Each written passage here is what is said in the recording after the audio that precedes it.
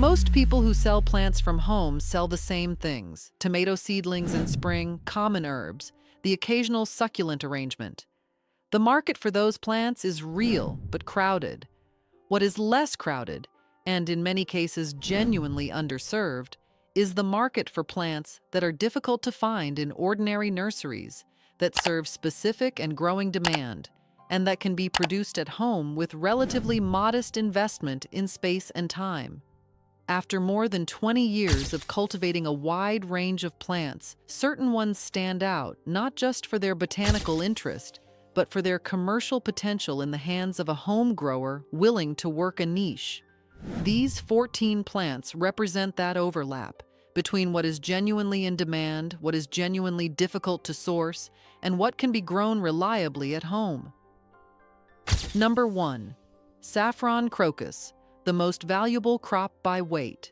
Crocus sativus produces the most expensive spice in the world by weight, between $3,000 and $10,000 per kilogram, depending on quality and market. The labor intensity of harvesting the 3 stigmas from each flower by hand is the primary reason for this price, and it is also the reason why small-scale, careful home production can compete meaningfully with commercial operations. Large-scale mechanization is not possible with saffron. The attention required is precisely what a home grower can provide.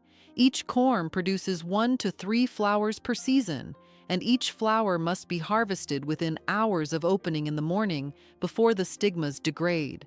A home grower with a few hundred corms, manageable in raised beds or containers, can produce a small but genuine harvest of high-quality saffron that commands premium prices at farmers markets through direct sales to restaurants or online. Saffron corms multiply by division, so an initial investment in quality corms grows into a larger planting each year without ongoing seed costs. The plants require little water, prefer well-drained soil, and are dormant through summer, making them compatible with other crops in a rotation. The primary challenges are the brevity of harvest season, typically 2 to 3 weeks in autumn, and the patience required through the first season while the planting establishes. The market for locally grown, fresh, or recently dried saffron, with provenance and quality that a home grower can guarantee in ways that anonymous imported product cannot, is a genuinely premium market that most home growers never consider. Number 2. Wasabi, the difficult and valuable rhizome. Wasabia japonica is one of the most challenging culinary plants to grow well, and that difficulty is the source of its commercial value. Authentic wasabi, not the horseradish and mustard paste that fills most tubes labeled wasabi in Western markets, requires cool temperatures, high humidity, moving water, or consistently moist conditions, and shade. These requirements eliminate most commercial producers and create a persistent shortage of genuine product in markets outside Japan. A home grower who can provide these conditions, a shaded, consistently moist corner of a garden, or a carefully managed container system with regular watering, can produce a plant that is genuinely rare in local markets and commands prices that reflect its rarity. Fresh wasabi rhizomes sell for between $70 and $160 per kilogram in markets where they are available. Restaurants that serve authentic Japanese cuisine, sushi bars, and high-end food retailers represent a direct sales channel for anyone who can produce consistent quality. Wasabi takes approximately 2 years from planting to first harvest of the rhizome, which requires patience. But the leaves and stems are edible and saleable from much earlier in the plant's development. Wasabi leaves have their own market in restaurants and among food-curious customers. The long production timeline is, once again, part of what keeps most producers from attempting it. Number 3. Gourmet mushrooms, the fastest turnaround. Mushrooms are not plants in the botanical sense, but they belong in any conversation about high-value crops for home producers. Lion's mane, oyster mushrooms in their various colors, shiitake, and king oyster mushrooms can all be grown at home, on supplemented sawdust blocks or logs, producing their first harvest within weeks of inoculation, the fastest turnaround of any item on this list. Lion's mane in particular commands premium prices, between $20 and $40 per kilogram fresh at farmers markets and through direct restaurant sales, and is genuinely difficult to find fresh outside of specialty suppliers. Its culinary profile, with a texture often compared to crab or lobster, and its documented cognitive health properties, create demand from both food and wellness markets simultaneously. The initial investment in mushroom cultivation is modest. Pre-inoculated blocks are available from suppliers, or substrate can be prepared and inoculated at home with purchased spawn. The limiting factor is not cost or skill, but the controlled environment required. Mushrooms need high humidity and stable temperatures, which can be managed in a dedicated growing tent or modified cooler. A small mushroom operation producing 3 or 4 varieties simultaneously can generate consistent weekly income from a very small physical footprint. Number 4. Culinary. Lavender. Beyond the ornamental, Lavandula angustifolia, grown for culinary use, specifically the varieties Hidcote, Vera, and Munstead, which have lower camphor content and sweeter flavor than ornamental varieties, represents a market that has grown significantly alongside the expansion of artisan food culture. Culinary lavender is used in baking, in savory applications including meat rubs and sauces, in herbal teas, and in the craft beverage industry where it appears in cocktails, spirits, and specialty syrups. The distinction between culinary and ornamental lavender is not widely understood by consumers, which creates an opportunity for a home grower who can educate while selling. Dried culinary lavender buds sold in small quantities at farmers markets, online, or through local food producers and bakeries command prices that reflect their specialty status, significantly above what a bundle of ornamental lavender would fetch. Lavender is a perennial that requires minimal maintenance once established, tolerates drought, and produces increasing harvests as plants mature over several years. A planting of 50 to 100 lavender plants represents a modest initial investment that produces harvestable flowers for a decade or more. The harvest window is narrow. Buds must be cut before they fully open to preserve maximum fragrance, but the dried product stores well and can be sold throughout the year. Number 5. Medicinal herbs dried and packaged, the value-added product. The raw plant and the packaged product occupy very different price points. A home grower who produces valerian root, ashwagandha, holy basil, or lemon balm and sells the raw plant competes with nursery pricing.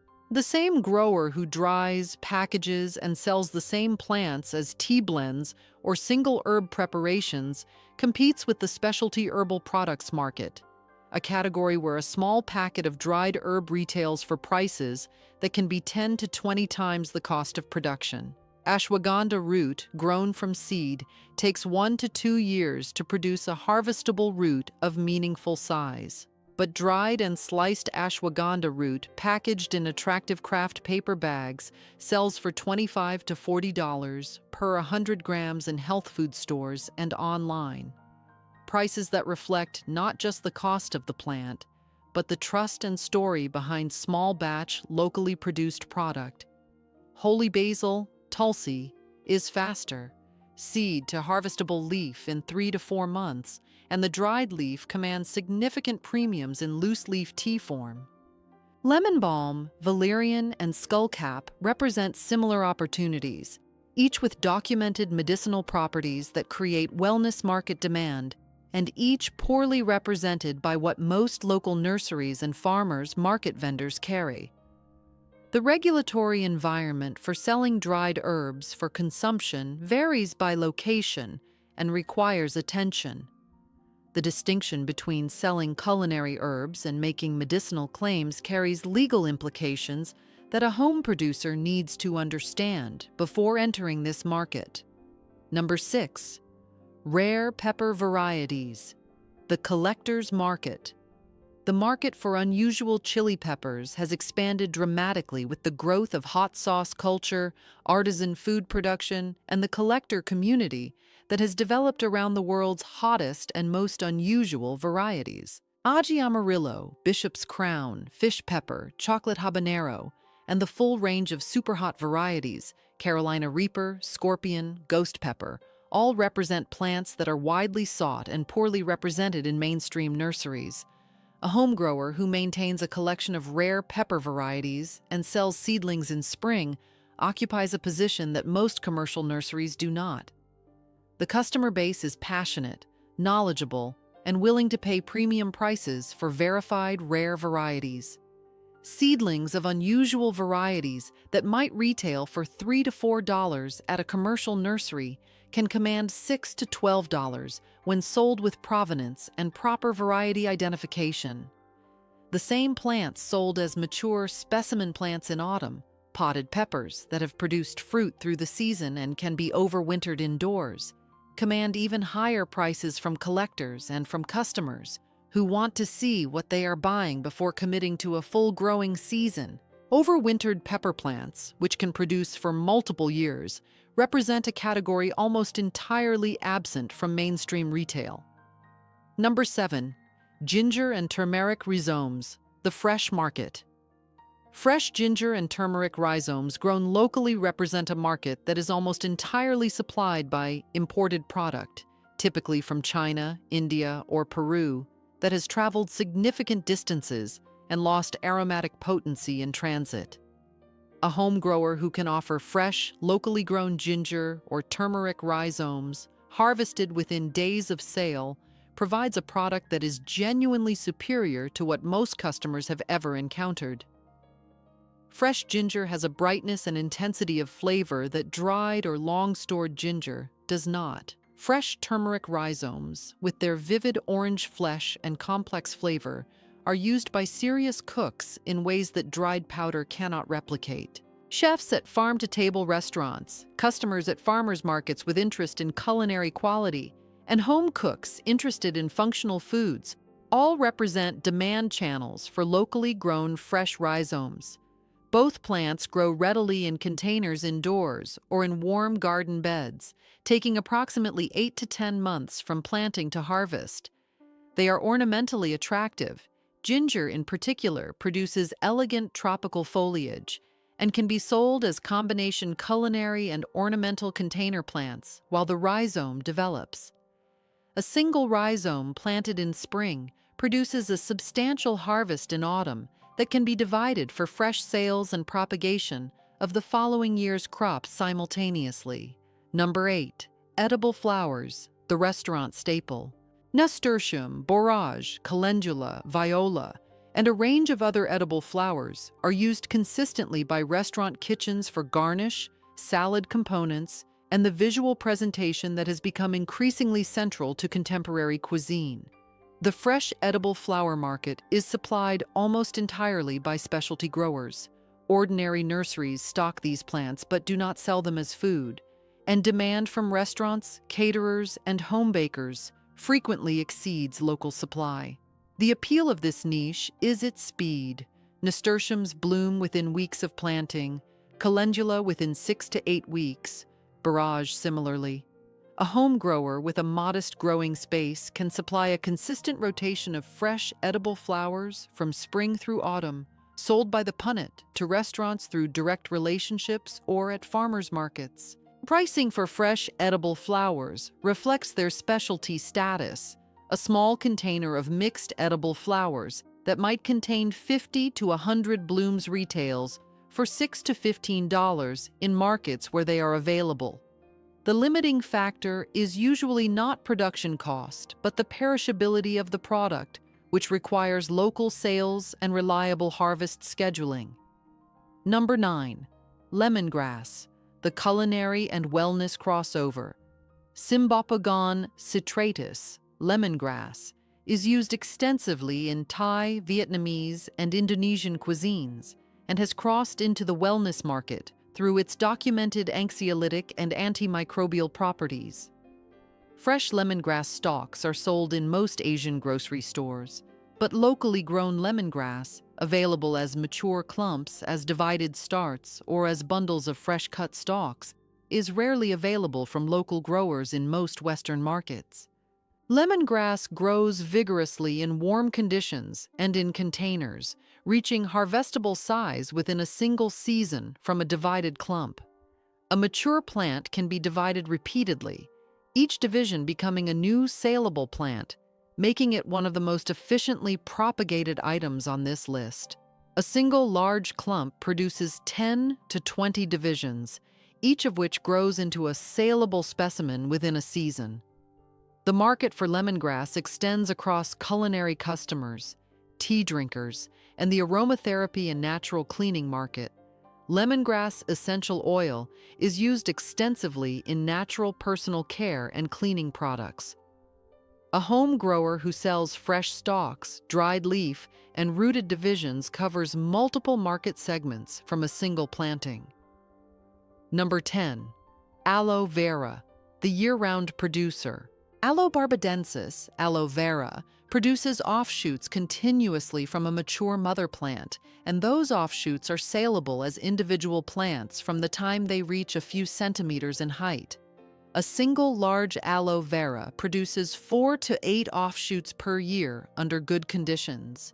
Each offshoot, potted and grown to a saleable size, represents a plant that retails for $6 to $20, depending on size and presentation. The market for aloe vera is consistent and year-round. It is one of the most sought-after plants in the houseplant market because of its combination of ornamental appeal, practical household use as a first-aid plant, and low care requirements. Larger, more mature specimens, plants that have grown for 2 or 3 years into impressive architectural forms, command prices that reflect their maturity and the time invested. Aloe vera requires minimal input, bright light, infrequent watering, and occasional feeding. A collection of 20 to 30 mother plants produces a continuous supply of offshoots that, managed systematically, generates consistent income from a very small growing space. Number 11. Rare succulents and cacti, the collector market. The market for rare and unusual succulents, variegated forms, crested growth mutations, slow-growing collector species, and recently introduced cultivars has expanded dramatically through social media, where succulent and cactus collections are documented and traded with the enthusiasm of any collector community. Variegated aeonium, crested euphorbia, unusual haworthia species, and rare echeveria cultivars all command prices in this market that bear no relationship to the cost of a common succulent at a mainstream nursery. A home grower who produces quality rare succulents, propagated from named cultivars, properly identified and photographed attractively, can access both local and online markets. The online succulent market is significant. Specialty sellers on dedicated platforms regularly sell unusual specimens for prices between $15 and $150 per plant, shipped bare root to buyers across the country. Succulents propagate readily from leaves, offsets, and cuttings with minimal equipment and space. The investment required to build a collection of rare mother plants is the primary barrier, but that investment appreciates as the plants grow and as propagation material accumulates. In more than 20 years of working with a wide range of plants, few categories have shown the sustained collector demand that unusual succulents have maintained. Number 12.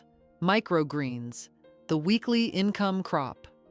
Microgreens, the seedling stage of vegetables and herbs, harvested 7 to 14 days after germination, represent one of the few crops that can generate weekly income from a very small indoor growing space.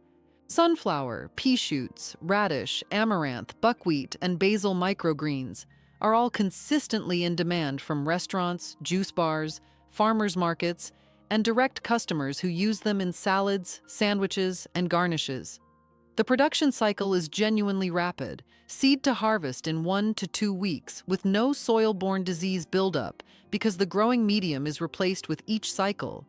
A set of growing trays under fluorescent or LED lights, producing 4 to 6 varieties in rotation, can supply a consistent weekly harvest from a space no larger than a kitchen counter. Pricing reflects the specialty nature of the product. Microgreens typically retail for $25 to $40 per kilogram or $3 to $6 per small punnet, and the market is genuinely underserved in most local areas outside large cities. Restaurant relationships are particularly valuable. A chef who relies on a consistent local supplier for weekly microgreen delivery provides recurring income that does not require repeated marketing effort. Number 13. Stevia, the sugar substitute plant. Stevia rebaudiana, the source of the natural sweetener stevia, is grown commercially in South America, China, and Southeast Asia, but fresh stevia leaves are almost entirely unavailable in local markets anywhere in the Western world. The dried or processed extract is ubiquitous. The living plant and its fresh leaves are genuinely rare outside of specialist herb nurseries. Fresh stevia leaves, chewed directly or brewed as a tea, have a sweetness intensity approximately 30 to 40 times that of sugar, a fact that surprises most people who encounter the fresh plant for the first time. The market for stevia plants among home growers interested in natural sweeteners, among people managing diabetes or metabolic conditions, and among the broader audience interested in sugar reduction is substantial and poorly served by mainstream nursery offerings. Stevia grows readily as a container plant in warm conditions, producing its sweetest leaves before flowering in late summer. Cuttings root easily, making propagation straightforward. A home grower who maintains a few stock plants can produce a steady supply of rooted cuttings for sale throughout the growing season, filling a gap that most local plant suppliers leave entirely open. Number 14. Passion flower, the medicinal climber. Passiflora incarnata, passion flower, is a vigorous, spectacular flowering vine native to the southeastern United States that has been used in herbal medicine for over a century for its documented anxiolytic and sleep-supporting properties. Clinical research has confirmed that passion flower extract is as effective as low-dose pharmaceutical anxiolytics for generalized anxiety in some studies, with a safety profile suitable for long-term use. The combination of extraordinary ornamental value. The flowers are among the most architecturally complex in the plant kingdom, attracting consistent attention from anyone who sees them, and documented medicinal properties creates a unique market position. A customer who buys a passion flower vine for its appearance and learns of its medicinal uses is a customer who tells others. The plant sells itself in a way that few others do.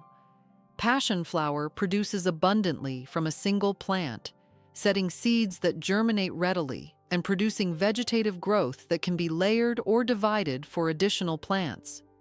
The dried aerial parts, leaves and stems, are the medicinal material and can be sold separately as a tea herb to buyers in the wellness market. Passion flower vines grow vigorously, given something to climb, and adequate sun, making them suitable for garden fences, trellises, or large container structures. In climates where they are not winter hardy, they can be grown as annuals or overwintered in containers. The common thread across these 14 plants is specificity. Each one serves a particular demand that mainstream horticulture has not adequately addressed. Saffron for the premium spice buyer, wasabi for the authentic culinary market, rare succulents for the collector, microgreens for the restaurant, passion flower for the gardener who wants beauty and medicine from the same plant. None of these markets requires a large growing operation. Most of them require patience, consistency, and the willingness to develop direct relationships with buyers rather than relying on the volume-driven channels that favor large producers. The advantage a home grower holds, provenance, quality, story, and the ability to grow things that cannot be efficiently produced at scale, is precisely the advantage these markets reward. For those who found this useful, a like helps this content reach others exploring the productive side of home gardening. Comments from anyone already growing and selling any of these plants are particularly welcome. There is practical knowledge and direct experience that general guidance cannot always provide. Subscribing ensures the next video arrives when it is published.